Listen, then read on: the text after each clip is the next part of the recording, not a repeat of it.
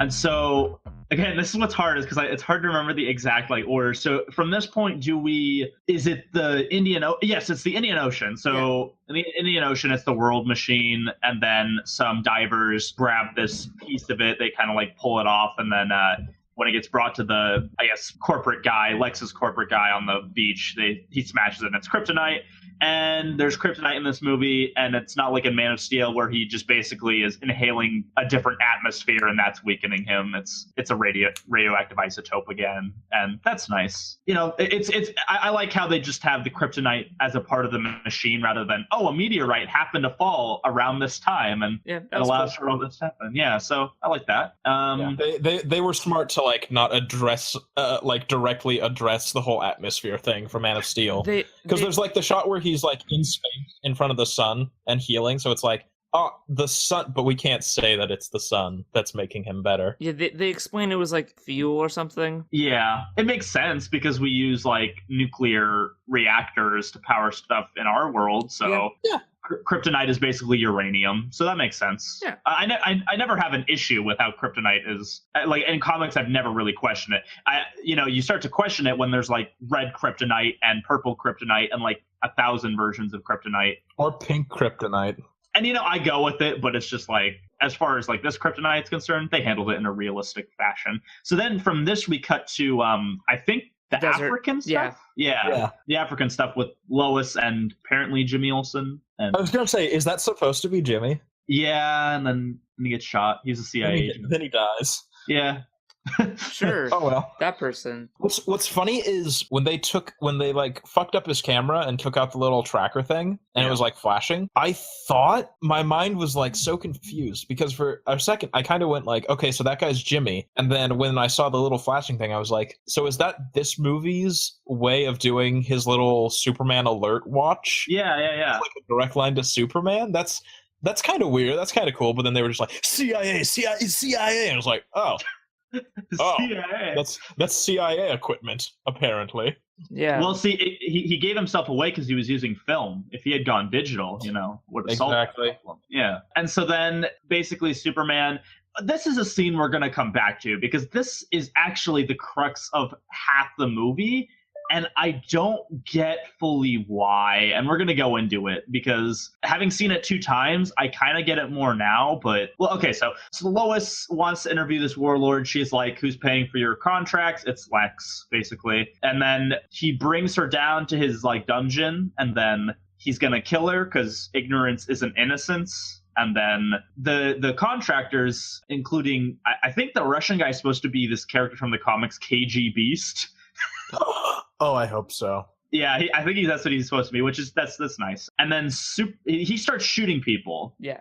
He starts shooting the terrorists, and then Superman comes in, and then the warlord kind of grabs Lois, and Superman. So they shoot all these people, and we'll come back to that. But a bullet gets lodged in her journal or whatever, and Superman launches the fucking dictator through the wall, almost certainly killing him. No killing. Yeah, basically the guy's dead, but or at least paralyzed. Yeah, at least let's be nice. He probably just paralyzed. Josiah and I brought that up. If Batman breaks all of your limbs or puts you into a vegetative state for the rest of your life, does that count as not killing? Yeah, I think it does. That's worse.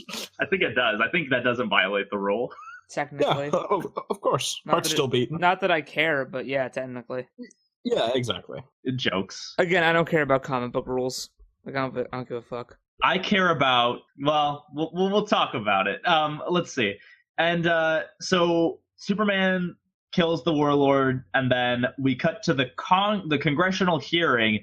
And this is where it starts to become confusing for me, because this lady's okay, so Superman came down, and then I've watched it 2 times, but they say so many different things about the situation. So Superman is apparently being framed for shooting a bunch of people because Superman uses guns. I don't think shooting, I think killing. But he didn't. He only killed the one guy. But only Superman and the people who killed those guys know that. Yeah, but based on and they what work she's for Lex, and Lex wants to frame Superman. But listen, that woman wasn't even there, and she's Superman came down, and then everyone there was killed, and yeah, he didn't stop those people from getting murdered, but it was clearly inside the terrorist cell. Superman didn't do anything, so I don't get how Lex plans to makes Superman look bad just because. Maybe he paid people. But they have bodies that clearly have bullet holes in them. Advanced, untraceable private contract bullets, but bullets nonetheless. But only Lois knows that, because no one else wants to investigate it, because Lex is like pulling all the strings. Okay, I get that Lex probably took all his bullets from the scene, but they still have bullet holes. Like, if there's either bodies there or there isn't, and if there's no bodies, then how do we know if Superman did anything? Listen, okay, we know as comic book people that Superman doesn't use guns, but maybe some average person who just, like, they might not know, especially when they know that from the other attacks that Superman cares about this woman and might have gotten a bit enraged and picked up a gun. Fucking. I don't think it has to do with being a comic book, having comic knowledge. I'm saying logically, if this guy has all the powers of Superman, why would he use a gun? Like, it doesn't make any sense. They're fun. It just, I guess. My out-of-world explanation for this is my theory, is that you see, like, the whole congressional thing is questioning Superman and his morals and all of that, and it's putting him on trial in a similar fashion to how the fans kind of put Man of Steel on trial for fucking it up so horribly. But at the same time, I think that Zack Snyder was like unwilling to directly address the problems of Man of Steel specifically. So instead of having Superman answer for his fuck-ups in Man of Steel, they've created this new, like, convoluted mess for him to address to make you... I'm sure I'm not, like, right. No, because then why is Wally there? Wally's directly associated with the Metropolis incident. Well, no, I think what Nathan's saying is this plot point just muddles the entire thing by... Instead of having a stronger connection, like, because Wally's there, and then if you have all the connection be to that incident, you don't have to have this convoluted secret bullets, and then Lois Lane doesn't have to be going around just saying this bullet had to be given by the army. The army didn't give it, but it did. Yeah, you're right. It came from Lex, and then she knows it's Lex. Like, I feel like there's easier ways to. She could be snooping around Lex's thing at the Kryptonian crash. Do you want to know what I think? Also, might have been the case. Do you know how later on in the film Lex throws Lois Lane off a building? Yeah. And out of nowhere comes Superman? Yeah. I think the opening scene was him testing how fast she would come if she was in danger. Well, yeah, that might make sense. But apparently she chose to have that meeting with the Warlord. So what if she had chosen to have a meeting with a different Warlord that Lex didn't have people involved with? Tough tits. I guess. I mean, this Lex has very, very complicated plans. So maybe he... To be fair, this Lex isn't, like, all there mentally. No, clearly not. No. No, this Lex is very interesting because he's not, like, he's smart, but he's also, like, there's something going on with him that sometimes his brain doesn't either work the right... He's wired differently, and it makes it really interesting because you don't quite know how his mind's going to figure out a plan. Yeah.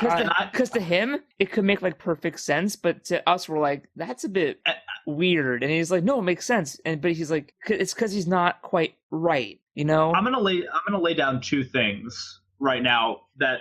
Well, okay, I'm going to lay down two things that is related to this. First of all, I think his actions towards the very end of the film are directly influenced by a scene we don't see. It's the scene where he accesses the Kryptonian logs. Personally, given the fact that we're seeing so many dreams and visions and foreshadowings of Justice League, just show him seeing, like, foreshadowing of Darkseid. Like, that would show. Yeah. I hate to do this because we said it earlier, but that's actually, I think, a deleted scene. Oh, is it? Yeah. I think you're right. Yeah. No, I heard something about that there. Yeah. There's like a machine. Anyway, I want to see that scene. Like, that would help me see why Lex is growing more paranoid and crazy, and it would have made a lot of his action, like, it would have made me relate to his character more. And a second thing, and this may lead into discussing Jesse Eisenberg, but honestly, what I think is that this movie originally, and you can go look at older 2003, 2004 scripts of Batman versus Superman, but I strongly think Joker and Lex Luthor were both supposed to be in this movie, and they combined both of their roles into Jesse Eisenberg's life. I disagree. I agree. Okay, cool. Because I pointed this out to Josiah when I was doing my initial reaction. That one scene where he, like, goes up to do his little speech at his fundraiser after he's, like, been introduced as being all, like, weird to the reporter lady, like, that reminded me of the Dark Knight scene where the Joker comes up to Bruce Wayne's like Harvey Dent's campaign and is like, "Where are tonight's entertainment?" You know, because like, and again, I disagree. I'm going to address Jesse Eisenberg briefly. In many ways, he exactly hit my expectation of what I was going to see, and that was that he was weird and I couldn't really connect to him, and it was strange, and I overall didn't enjoy him. But there were these other scenes, and it's always like it's whenever he starts to get really annoyed or really pissed, where he like almost hits it, like he almost gets where I want him to be. Like specifically when he's when is it? I think it's either the peach tea scene. The peach tea scene, is one of them. But I think it's the scene where he's talking to Lois too. That I think I pointed out, and you pointed out how he was like starting to get angry and starting to get like really serious, but he kept breaking up with his little and his little chirps in between sentences, and I'm like, dude, you're so close. Like, I would have loved it if in one of those scenes he just like drops all of his like weird wacko bullshit and is just like straight up Lex and like actual Lex. Because when he got pissed and when he was actual like Lex talking normally for a couple seconds, I was like, wait, what? Jesse Eisenberg, you can actually do this? Like, you can actually play Lex like this? Why aren't you playing Lex like this? And then it immediately like slips back and I'm like, no, keep going, you were almost there. And then it just descends back into his weird all right Mark Zuckerberg. Here we go. I have to talk Fight now. Night versus day. This is probably, if not my absolute, but at least one of my favorite interpretations of Lex Luthor. I think Jesse Eisenberg fucking nailed it. I also think that he is nothing like his Mark Zuckerberg character. I think that they casted him because of that movie, but he did not give a similar delivery in how he did the character. He didn't. I know that's why they got him, but he did it a completely different thing. I'm not gonna lie. Every time he showed up on screen, I got really happy because he was kind of one of my favorite parts of the movie. I didn't mind... He is one of the most emotive parts of the movie, that's and, like, for sure. His interpretation's so different and so weird that I love it. And it's so fucking interesting how like, we subtly get his backstory through like how he talks about certain events and how he does certain things. And just, I like every scene with him. I think that he was probably one of the best parts of the film. Like, I fucking loved him. And I'm excited that there's deleted scenes with him because I want to know more. Like, I didn't mind that we didn't see what he learned, because I'm not going to lie, I didn't think we ever would. And to hear that there's a scene, right? I'm like, oh, shit. I mean, I wasn't expecting it, but I'll take it, sure. Like, I know Nathan has, I think, brought up this up earlier, even in the trailer discussion, that he's not going to be actual Lex Luthor, but that doesn't mean bullshit to me, because this is probably one of my favorite Lex Luthors ever. And of course, I'm not like the biggest comic book person, but this is my favorite one that I've seen. Like, this is like, I've not seen such a great, like, I really connected with him. And I know just how you said that you had a problem with that, but I fucking got him. Like, I understood what he was doing, even if it was a bit weird and eccentric sometimes, and even if he did quote unquote chirp, I fucking got it. And like, every time he was on screen, he kind of stole the show, because to be fair, he wasn't really on screen with Affleck very often. Yeah, he just had to compete against Henry Cavill, and that's pretty easy. Who did better in this movie than the last one, I'm not going to lie. I think he's the same. I think but maybe the writing's better in this one, so maybe his acting's the same, but he's just reading better lines in this movie. He is reading better lines. I think a lot of how I feel about each of like the characters and how they're portrayed or how they're written or how they're performed or whatever, I have this mindset of this other review that Josiah sent to us. I don't know if you watched it, Sal, where it's originally talking about what the plan was for Superman Forever, I think it was.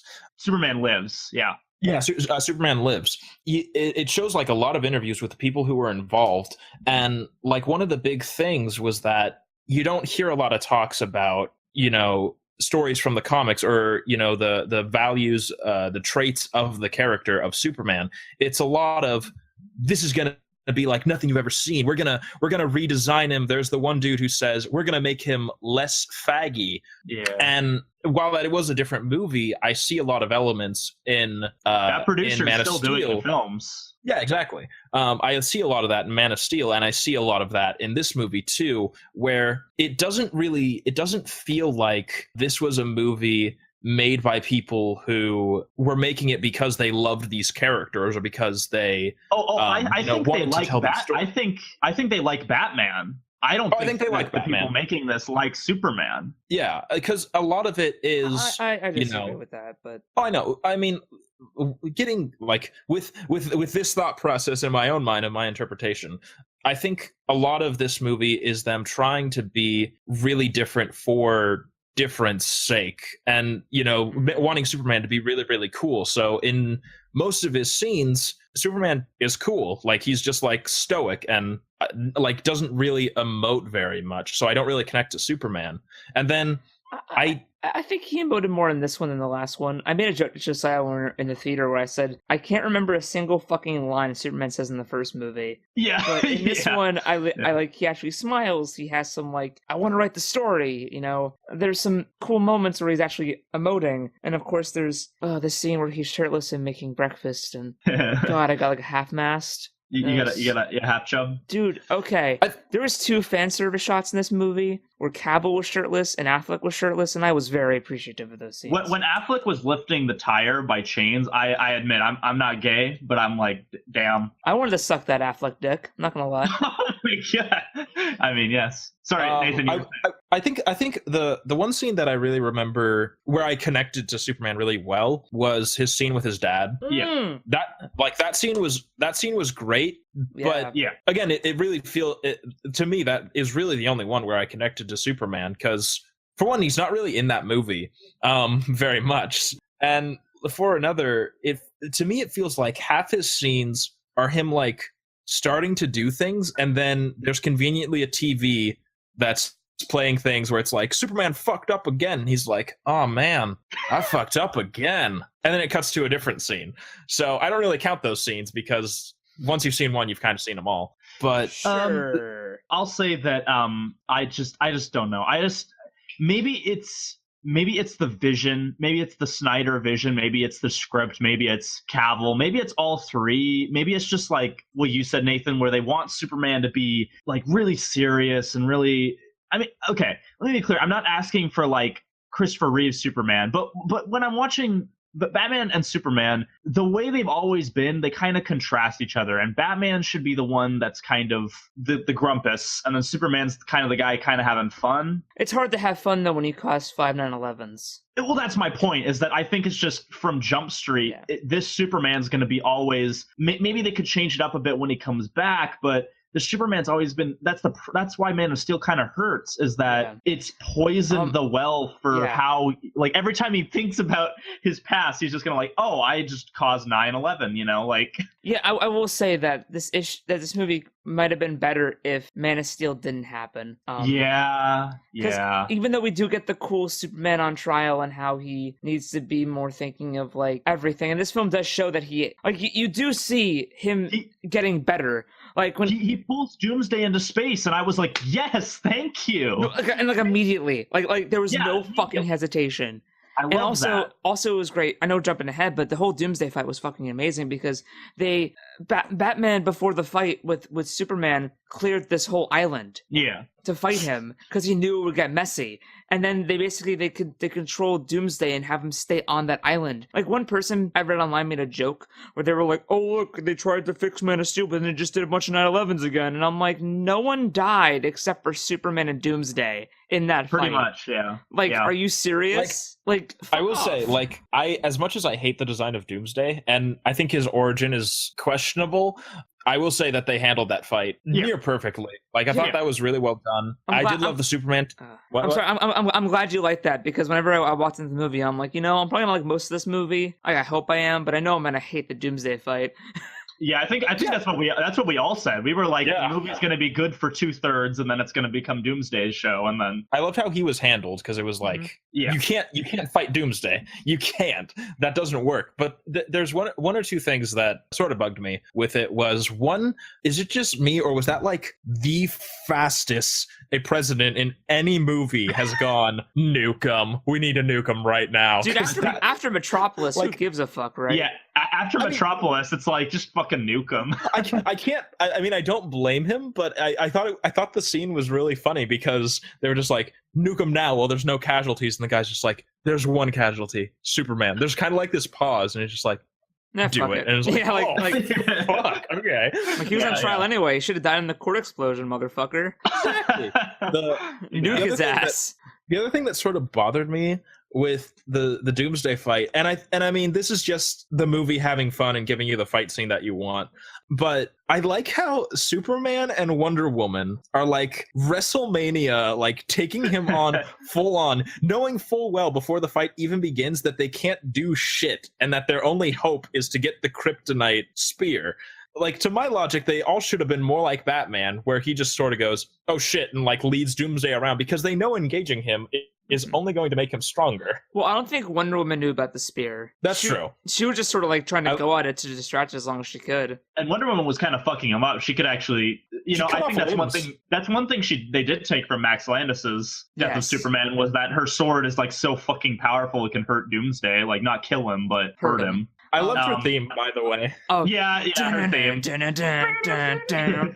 What's funny, when I was watching that with Josiah, I was like, this is so dumb. I should not like this at all, but it's just so goddamn fun. Well, by the way, Nathan, did your guys' theater clap and applaud anytime Wonder Woman did anything as well?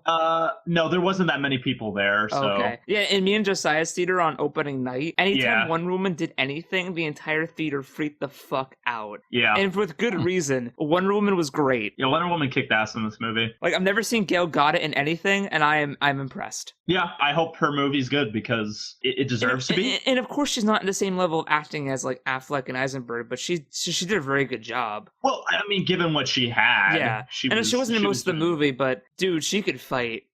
Yeah, no, I did like that. And what's funny is looking back on it, her theme kind of reminds me of like the Spy Kids theme of like the like rock music that plays. See, I was thinking 300. Oh, well, I mean, visuals, yes, I get that. I do love how they had the guy who did the music for Fury Road on this movie, and you could tell that the Doof Order did her theme. Well, that's the thing, is that Junkie XL worked with Zimmer before. I believe he helped work with... He was a student of his, and then I think got a co-credit on Dark Knight Rises, if I believe. Nice. But, the music in this movie was pretty good, too, as well. Yeah. I will say that the music, it was a lot of God Choir. The one time the score...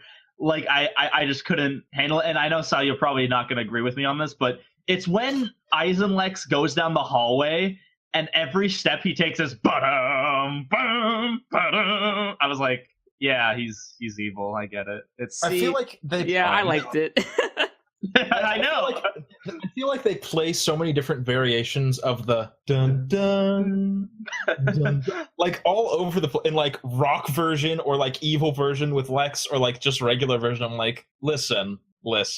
I know you want this to be the Superman theme, but it's always going to be the John Williams theme when I think of Superman music. I'm sorry. Well, I think Man of Steel was a bit worse because Man of Steel literally only had 3 different tracks. Whereas this movie at least has a few more. It has the Wonder Woman theme, the Batman theme, That's true. Yeah, so it has a few more. So it to me, I get what you're saying, but it's a little bit better. They only played the emotional Clark theme like 3 times, I think, or maybe 4. I don't remember. But in Man of Steel, it was literally like every flashback was dun dun. I mean, there weren't as many emotional Clark scenes in this movie, so. Well, yeah. Because they were pretty good whenever they happened. I think they put more time in focusing on them being good than having a lot of them. Yeah, exactly. Okay, so the emotional Clark scenes in this were replaced with Batman's amazing nightmare scenes. Yeah, so let's talk about the nightmare scenes. We already talked about the first one, the bats flying him up. So the second, and there's 3 of them, right? Is there? Yeah, 3? there is 3 of them. Okay. Well, technically 4 because there was a dream within a dream. Okay, I always put that like a little, that's the same dream. Yeah, just like a sub note. I will say, so we have this. One thing is this is what I'm thinking is like, I don't know what elements of like previous Batman v Superman scripts have survived, or like if this like in early stages was supposed to originally be in the Nolan verse, because Wayne Manor is burnt down just like in Batman Begins. Like, I mean, not exactly, but I thought that was interesting how he had his secondary kind of base, and then there was the mausoleum next to the burnt Wayne Manor. I assume that since this Batman's older and been around for 20 years, that something happened along the way that we just haven't seen, and that's okay. Probably in the Solo movie. Yeah, and that's okay. Maybe it burns in that movie. Oh, I'm not complaining. I thought it was cool. It just reminded me of Batman Begins, and I was no, I love that too because it kind of adds to why Bruce is so bitter. Yeah, because everything's been taken from him, and then they never even say it. They just show that Wayne Manor has been burnt down, and you know that his home where he grew up with his parents is also destroyed along with them. Yeah, all that's left is their graves. Yeah, and I think that was good visual storytelling. Yeah. I also really like how in this interpretation of the Batman story, Thomas Wayne tried to beat the shit out of the shooter and got I love that whole bit, and I was because I think one of the reasons that I think there's many reasons for why they did the Batman origin the way they did.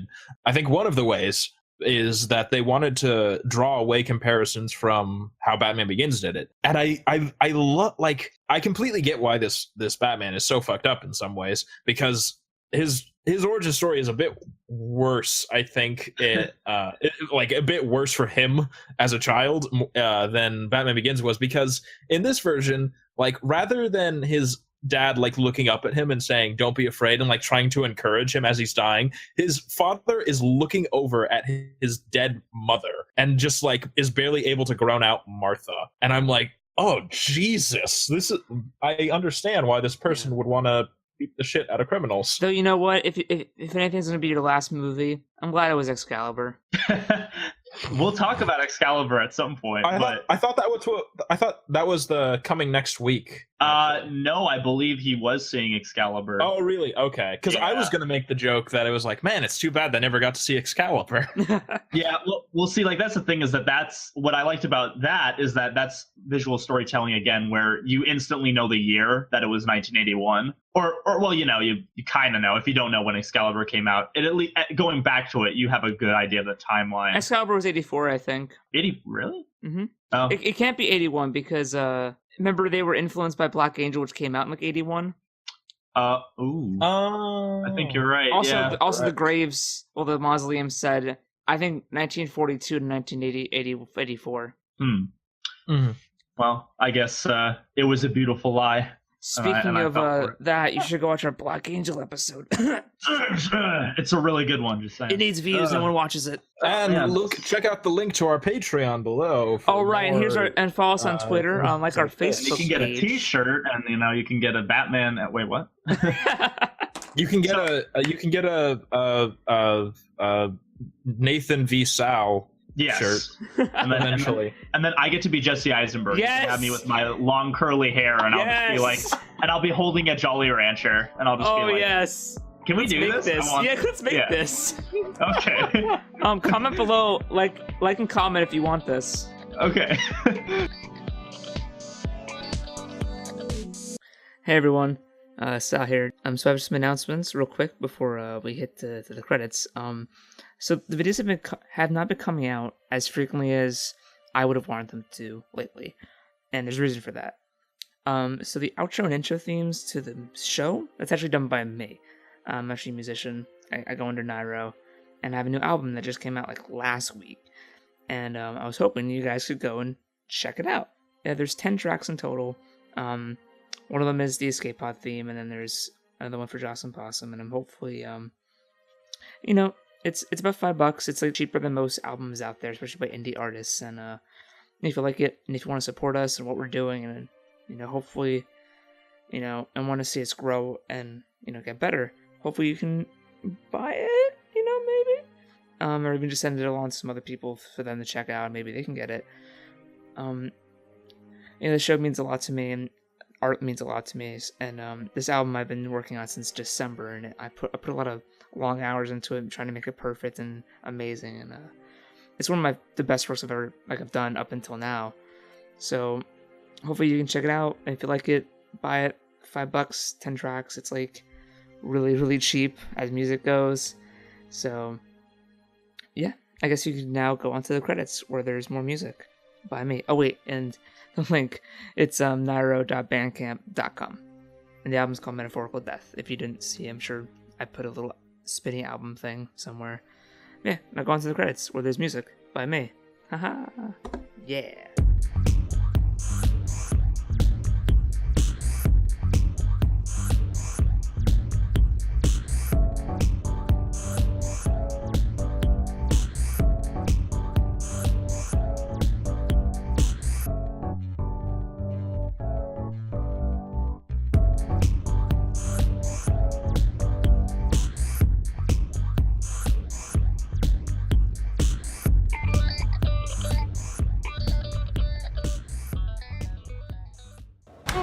Bruce Wayne meets Clark Kent. I love it. I love bringing people together.